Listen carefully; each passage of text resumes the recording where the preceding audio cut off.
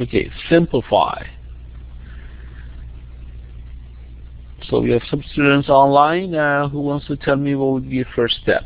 Those of you who know how to simplify this, please put a check mark in front of your name. Those of you who have no clue, put the X in front of your name so I don't ask you the question.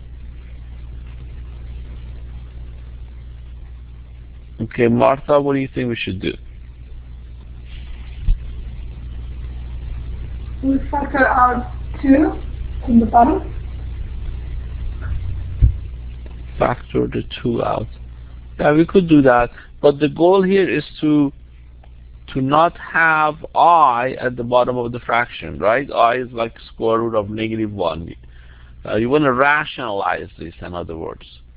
How are we going to eliminate I at the bottom of the fraction? Danielle, what do you think?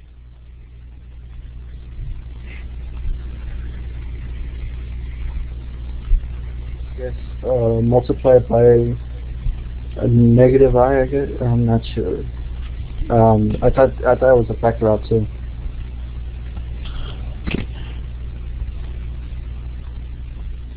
Okay, if I change this number to 5, if I change this number to 5, so we don't have to worry about that. How about if I change this to 5? So we don't have to worry about that. Factoring. I cannot factor anything now. So what would be the first step?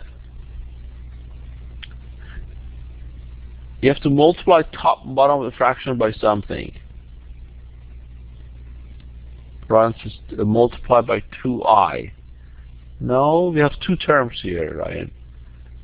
You have to multiply it by, it's called conjugate. What's conjugate of 5 plus 2i?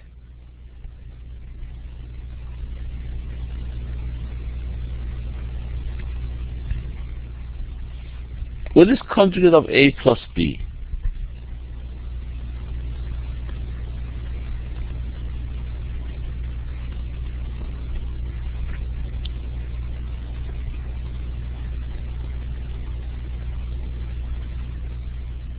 Here Ramses is a minus b, yeah.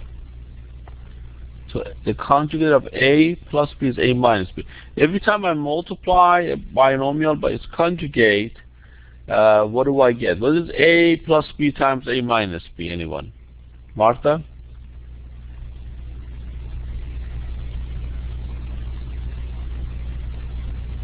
A squared plus minus b squared. Very good. A squared minus b squared. That's difference of square. So every time I have a binomial, if I multiply by its conjugate, then I get a squared minus b squared. And these squares would cause to I disappears, or if you have a square root at the bottom of the fractions, disappears. So we have to multiply the top and bottom of the fraction by what then? Brian, can you tell me 5 what?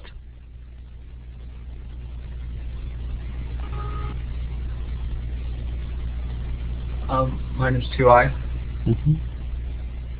5 minus 2i. So you multiply the top and bottom of the fraction by its conjugate. Because 5 plus 2i times 5 minus 2i, 5 plus 2i times 5 minus 2i is equal to 5 squared minus 2i squared. So 5 squared is 25. What is I squared is equal to? We talked about this in another session. What is I squared is equal to?